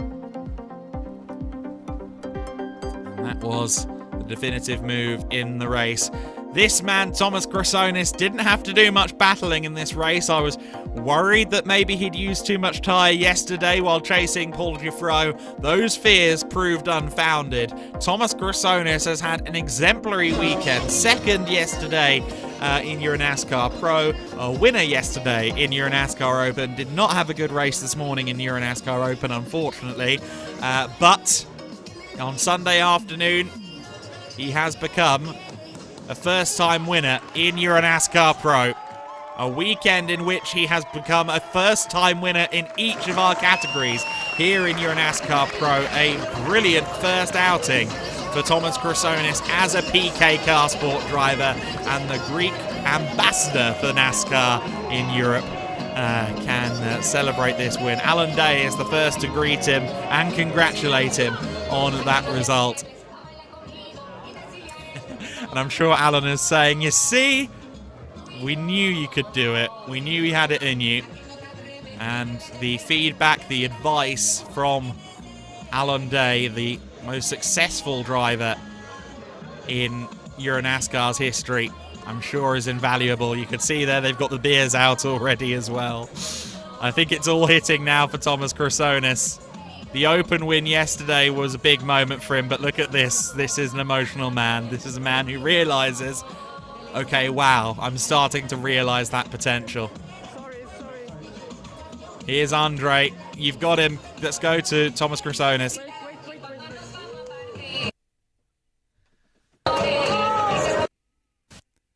Chrysonis getting his Hoosier branding on him, and then we'll get to the interview. But giving him a moment to gather himself up before the interview.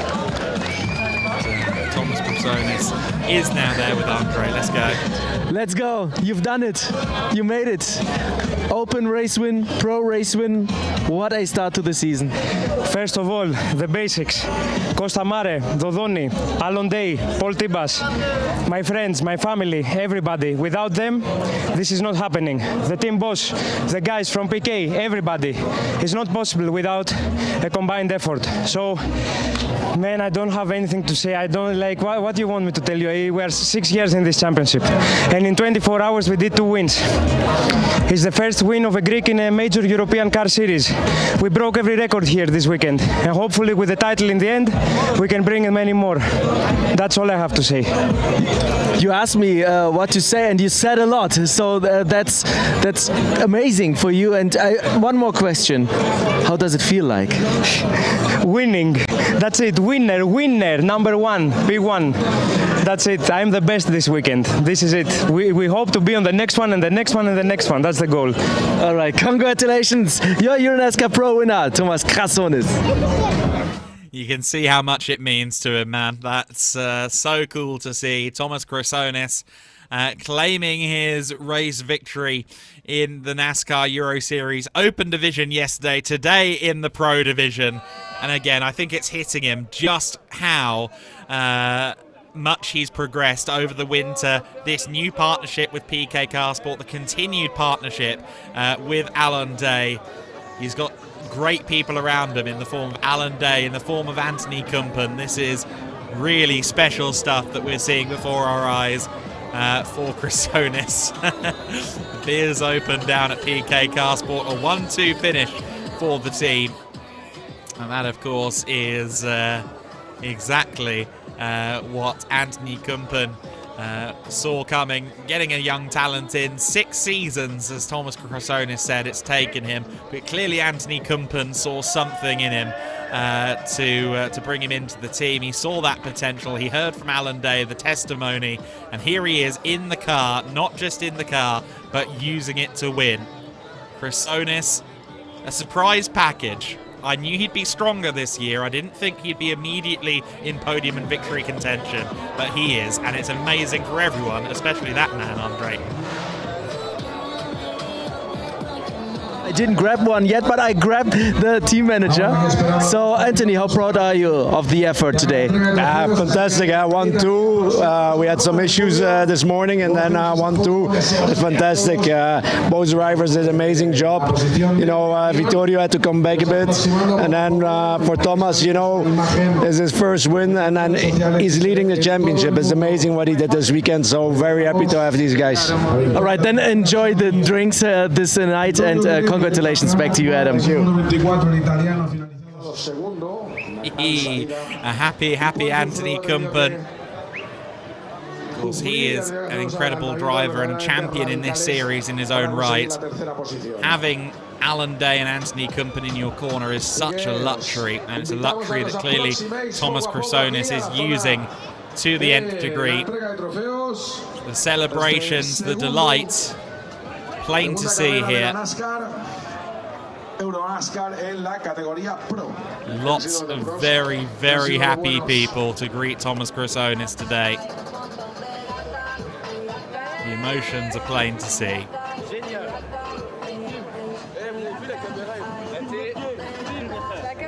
Paul Giffreau with his fans, of course, here. Another podium for Paul Giffreau. The RDV number 3.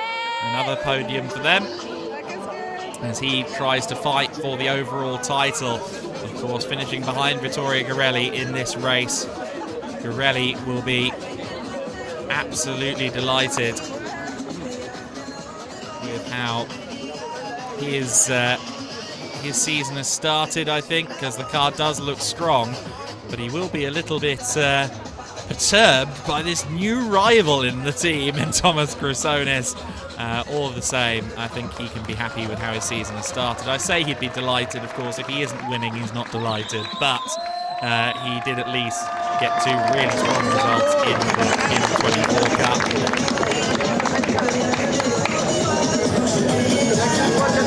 Here is Paul Giffroy with Andre. Yeah, thank you so much, Paul. Still a lot of applause from your fans here at Circuit Ricardo Tormo in Valencia, Spain. Talk me through your race. Yeah, not a good start. Forced to go really wide by Ivan Müller. He didn't let me the place, so he even put me next to the gravel. So that's why I was so wide. After I had the break, so I missed the break point because I didn't know where the opponent were. So yeah, the start wasn't good. After we start fighting, we have some really bad issue with that engine. I was losing so much on straight, so that's why I was forced to dive bombing from nowhere my opponents, because yeah, it was my only chance to overtake them. I wanted to take good exit, and they were way faster than me on the end of the straight. So yeah, happy of that from that P3. Nice battle at the end with Ivan Müller. But yeah, so happy with that P3. But yeah, we have something to change on the car. I think you did a great job in turn 2, staying on the outside because you were 3 right, so it was the right decision, I think, when I remember it right. Congratulations, thank you so much. Back to you, Adam. Exciting stuff from Paul Giffroy in that race, in that contest with Ivan Müller for the podium towards the end of the race. And I don't know if Ivan intended to push Paul that wide going out of turn 1 in that sideways moment. I think he was just battling to keep the car in the right direction. It was just that poor Paul Giffroy had the unfortunate positioning of being on his outside at the time, but there was certainly a little bit more physicality in that race from Ivan as he continued to fight with Paul Giffroy. Always cool though to see a driver like Ivan Müller in the series and seeing how he stacks up against our talents in this category, and we prove once again that our drivers like Giffroy, like Chrysonis, Vittorio Girelli, all very high-level competitors. The celebrations continuing down there for Chrysonis and co. Has he got himself a beer yet? Not yet. He does, after all, have some champagne waiting for him.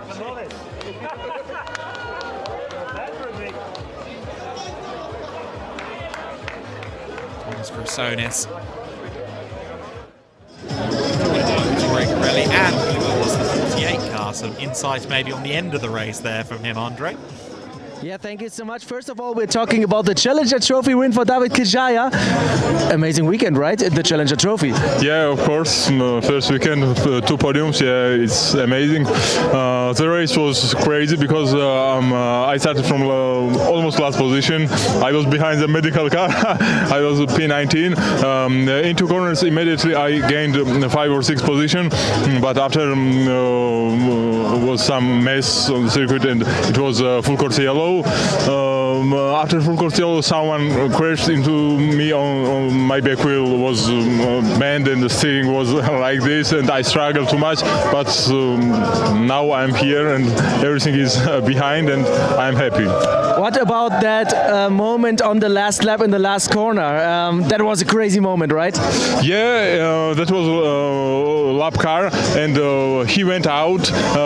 He almost spun and crashed into me, and I almost crashed with him, but eventually I saved the car and crossed the finish line. All right, thank you so much. Congratulations, and I think we stay with me here. Max Lanza is the next one in line. Ciao Max, come stai? Tutto bene. How's it going? How was your race? Yeah, my race was very difficult because I have a contact with the Georgian guys. Because maybe you don't say that when you are inside, stay inside. When you are outside, stay outside. I was inside and he crashed me. So I'm disappointed, but it was a good race. It's a shame because I was behind Claudio and the Georgian guys, and I could be the winner, but for the next time. The next time it's going to be Italy, your home race, Vallelunga. Yeah. I'm very happy for Vallelunga. I'm preparing so well. All right, grazie mille. Thank you so much, Max Lanza. The next one is then Claudio Remigio Capelli. It could have been a win, but track limits. What's going on there? The track is too short. It's too. Yeah, I think they said for me the green, yellow, yellow, so that I cannot recognize. So I'm joking. Yes, I was on the limit. I wanted to stay with the group in front of me. I wanted to stay in front of the challenge. I want to. Growing up, the weekend that started very bad, and this is a good result for me in the Pro. So I'm happy now. All right, grazie mille. Thank you so much. Congratulations. Back to you, Adam. always exuberant. Our friend Claudio Remigio Capelli, unfortunately demoted down to second in the Challenger class ultimately, so David Kajaya will win the Challenger Trophy, as Andre alluded to. As you said about Max Lanza, of course, we are going to his homeland on May the 17th and 18th, and Vittorio Garelli's homeland, of course. Vittorio, this time you made it past Ivan Muller. Amazing maneuver to get second place, but then Thomas was just too far away, I think. But you had the pace to catch him, at least for some laps. What do you think about that second place?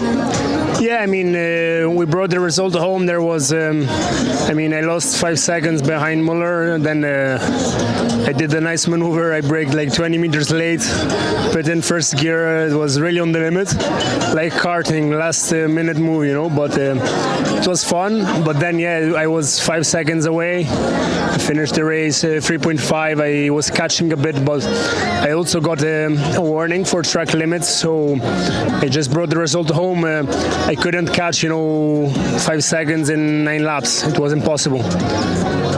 So we will come back in our home race. Anyway, we got a good points haul for how it was going, with a lot of struggles in practice and stuff. We saved the weekend with good points, and that's what counts, because it's a very, very long battle. So this is just the appetizer. All right, thank you so much. Congratulations. See you next time in your home race, and we go back to Adam. Yeah, great to see Vittorio Garelli. Happy with his weekend. As I said, no wins, but still a strong start that proves that the pace is very much there in that car. Capelli and David Kajaya debriefing, talking about the gears, and you see there Jerome Galpin, of course, the man behind the NASCAR Euro Series, along with his family. And good to see this moment of respect between Chrysonis and Garelli as well.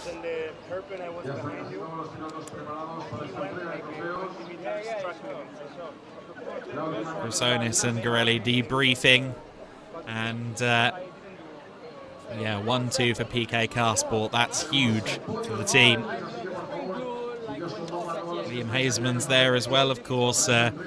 He is with us for his junior trophy, where he was third in the class.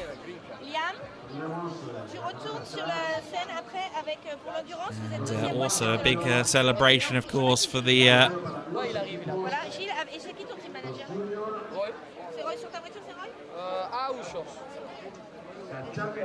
some discussions going on at the moment. I think Liam's looking for some backup on a query.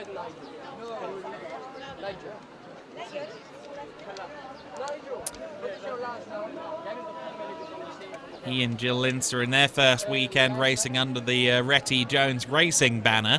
That is very exciting stuff to see the collaboration. Unfortunately, Liam didn't have the best of races this time around, but still a very strong foundation for him going into the rest of the season. It looks like he and Jill's car is strong. It's just a matter of being in the right place at the right time, and I think on a couple of occasions in that race Liam didn't find himself in the right place at the right time.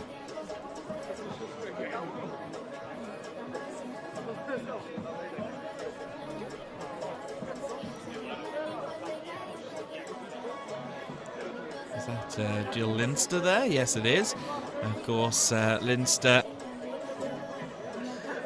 there for the endurance teams podium, which is where all 4 races are amalgamated into one endurance race classification. And in that classification, it will be Team RDV that come out on top.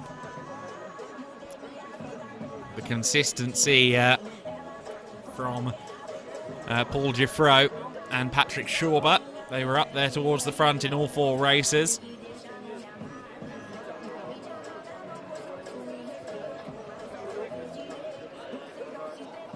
They managed to survive all 4 races, and it feels like this weekend in some regards was one of attrition. There were some dramas, there were some issues for certain drivers as well.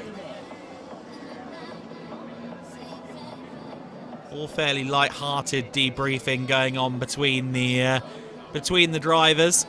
Of course, later in the year, maybe things might be a little less chill towards the end of these races. We saw some heated moments last year in the post-race in the NASCAR Euro Series. And the tensions do run high, of course. It's stock car racing, they're big cars, they're high-powered, fairly light cars, and you do get some wheel-to-wheel and some fender-to-fender racing.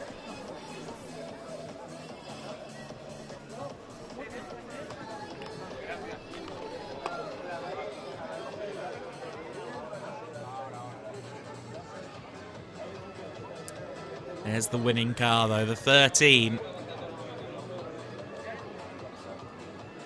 Of course, that's a newly formed squad, effectively, as well, with PK Carsport having previously run just the 24 in the last couple of seasons. So the 13, a new entry for this season, and to have won a race in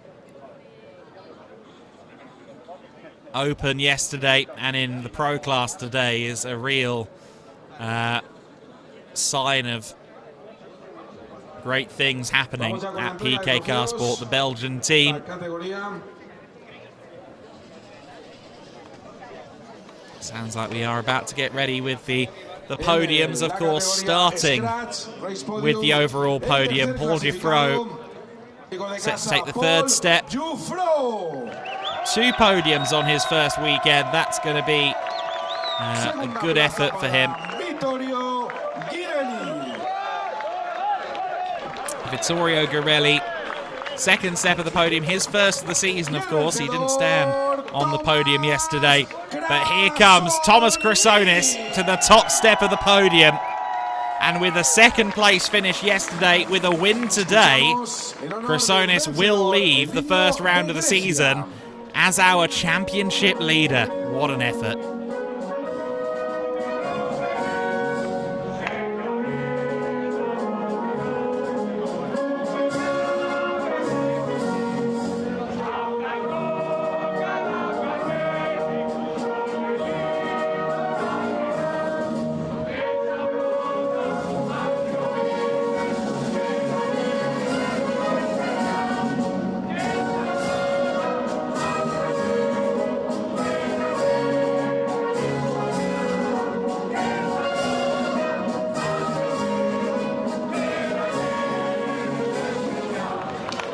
Ese aplauso para el ganador, para Chrysonis.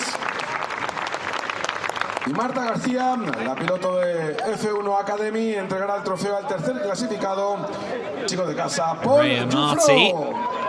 Delivering the 3rd place trophy to Paul Giffreau. 2 podiums, including a win to start off his season. That's really good effort. Vittorio Girelli, 2nd place. Y el señor Chad Ziegler, CEO de la NASCAR International, entregará el trofeo al vencedor de esta carrera, Thomas. NASCAR International, Chad Ziegler, providing the winner's trophy to Thomas Chrysonis. Great to have Chad with us again this weekend, of course. Los trofeos en la mano, enormes verdaderamente. Ahí Paul, Vittorio y Thomas. Una vez acabamos con esas fotos. Chrysonis, Girelli and Giffreau. A ver quién es más rápido. Sí, Paul, sí, Vittorio, sí, Thomas. Two of those drivers, of course, within the junior category as well. The youth movement of Euro NASCAR feels plain to see at the moment. Chrysonis with a win. PK Carsport, of course, with a 1-2. And a shower from his PK Carsport colleague with the champagne.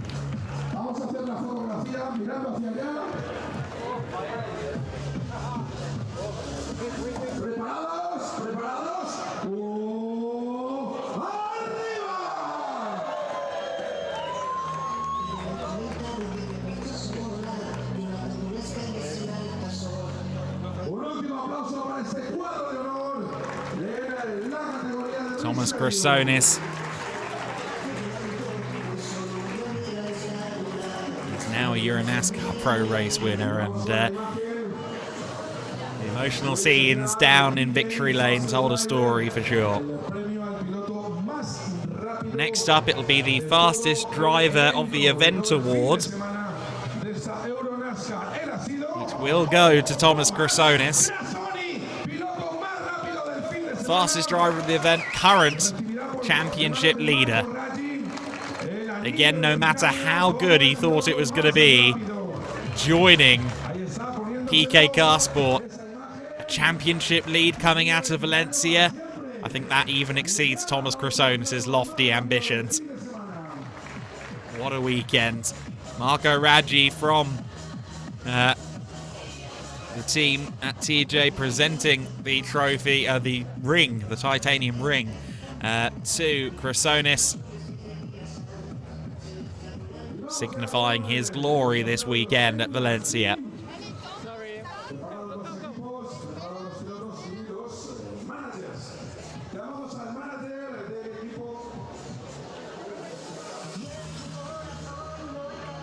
Endurance teams presentation is next, where all four races, both open races, both pro races, are combined into one classification, like a 250-kilometer endurance race. Third in that consideration, Vittorio Garelli and Thomas Dombrovski.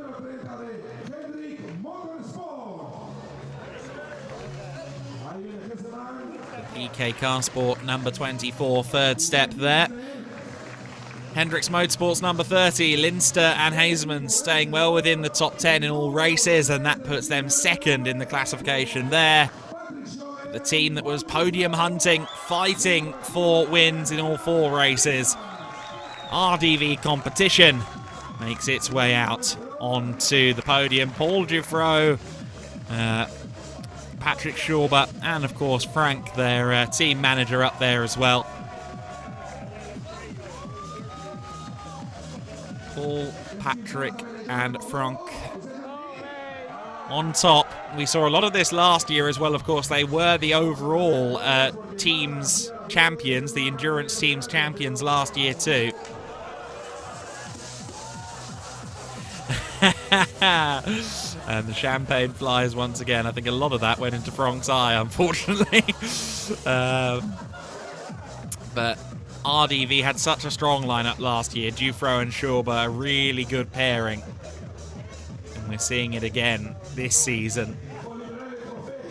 They've arguably got a problem, but it's a very good problem to have, that they've got two such strong drivers in Schauber and Giuffreau, and only one seat currently in the pro class. At some point, Schauber is going to be due an upgrade into the pro class.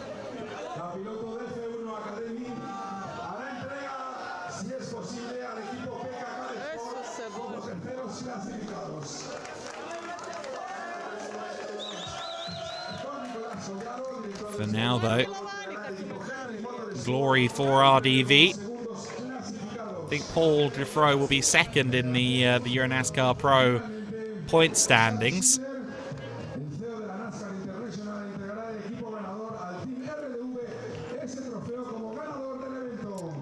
Chad Siegler presenting the trophy to RDV Competition.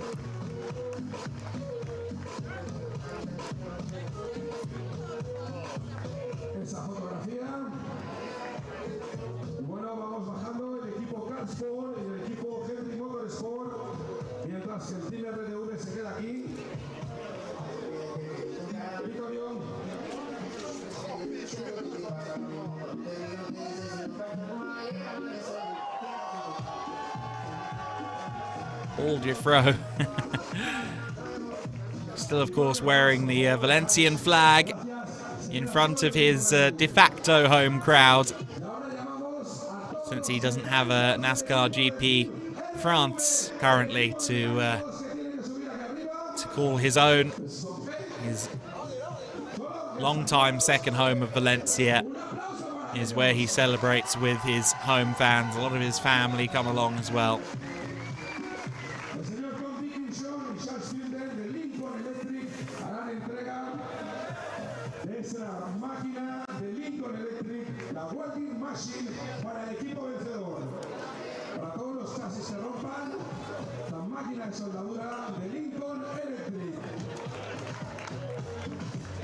There is the presentation of the Lincoln Electric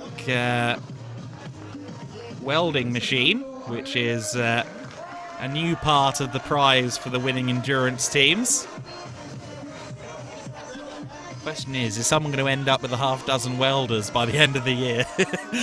If RDV continue that form, potentially, they'll be able to run a dealership.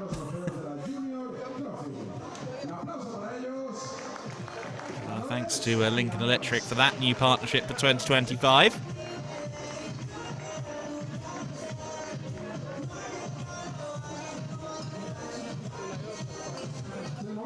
Next up, it will be the Junior Trophy.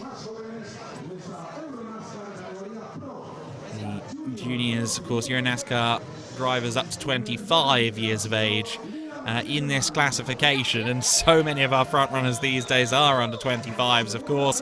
Liam Hasemans on the top step, on the third step of the junior podium. Paul Giffro second among the juniors, but of course your junior winner, also your overall race winner, Thomas Chrysonis.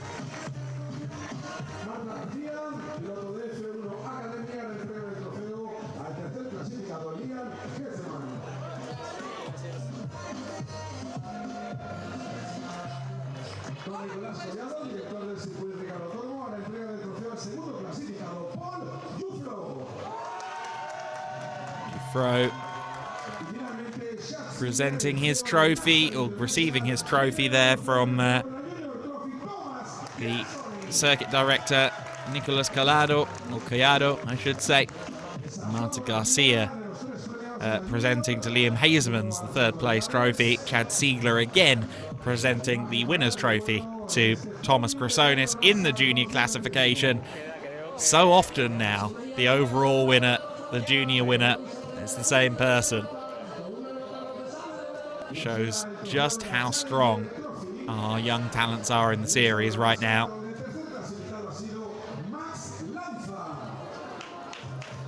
Max Lanza moving up to the podium next, and this, of course, is the Challenger Trophy classification here.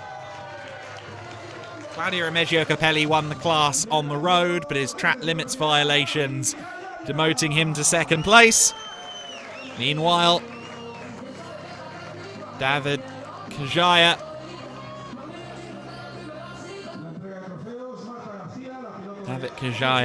for Georgia, and Marco Stitt Motorsports winning the day in the Challenger class. Max Lanza receives third position there from Marta Garcia.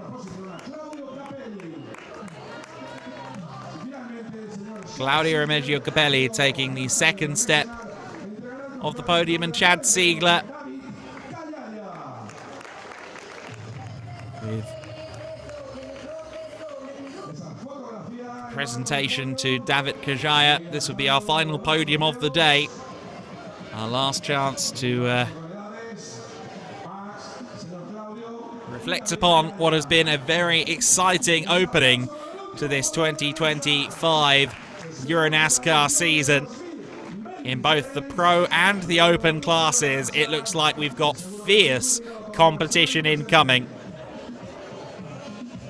And for Thomas Chrysonis, the number 13 car sat there in victory lane. It cannot be overstated the strides that he has taken now that he's with PK Carsport, moving into a new team, continuing the tutelage with Alon Day. He's a pro race winner. He's an open class race winner. And to be a race winner in Euro NASCAR Pro takes a lot of work. Congratulations to our winner from today, Thomas Chrysonis. He will lead the championship coming into the second round of the season in Vallelunga. Getting some more highlights of the race here. Of course, Ivan Muller and Paul Giffro's battle was one of the thrillers. But we now prepare in a month's time to head to Italy. The all-French battle between Muller and Giuffre, might that continue? Ivan Muller was meant to be only doing a one-off, but I wouldn't be surprised if we saw him again soon, because he enjoyed his racing here in Euro NASCAR very much indeed. A push there to Paul Giuffre as they fought it out for third and fourth place, but eventually Ivan had to concede and focus on holding fourth place from Sebastian Blakemolen, which of course he managed to achieve. We'll see a lot more of that car up at the sharp end with Jan Olacher potentially coming to take the wheel in pro, of course with Thomas Toffel in the open class as well. We also had a great battle on, of course, between Garrett Lowe and Liam Hazemans towards the end of the race, and what an exciting arrival Garrett Lowe is into the series. Another American talent coming into the series, and this one, of course, with the unique background with BS Plus competition and racing in the eNASCAR series at the highest level of sim oval racing. Some great scraps further through the field as well. Jack Davidson worked hard to keep Julian Reberg and Vladimir Osiotsis at bay, but that was the moment. Thomas Chrysonis, he reckons, a real history-making moment in Euro NASCAR, and it is, and indeed for Greek Motorsport as well. Great effort from Thomas Chrysonis. He's making history for his country, and he is becoming a force to be reckoned with now with PK Carsport behind him. Great to see his celebrations and indeed the delight for his coach Alon Day as well. And happy families with Vittorio Gorelli as well. Of course, Vittorio will be on home turf next time on the 17th and 18th of May. And that will be a thrilling occurrence. We return next time out to the Autodromo di Vallelunga, another destination where we have thrills every time in the NASCAR Euro Series. It's been a brilliant weekend of action here at Valencia. The Circuit Ricardo Tormo delivering once again. Thank you for joining us. Thank you for watching. And make sure you're back for round 2 next month.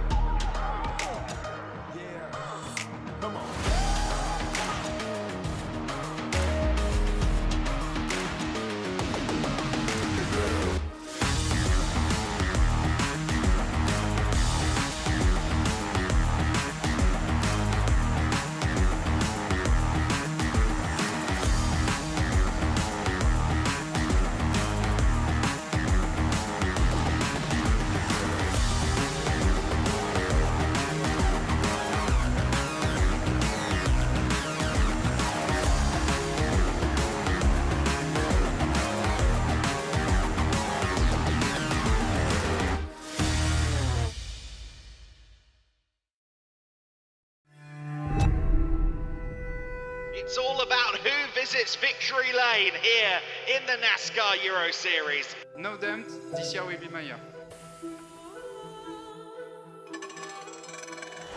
This year I win because I have all the cars to arrive in the victory. Last of the late breakers into the first corner. He gets the position. Fabulous driving. We have already 2 championships and we want to start one. I have one obsession and one goal, it's to win. I'm Patrick Schober and I'm the best NASCAR driver from Austria. Ladies and gentlemen, we have only one result. Get the second ring. Welcome to Ricardo Tormo here in Valencia. Are you ready for pure racing?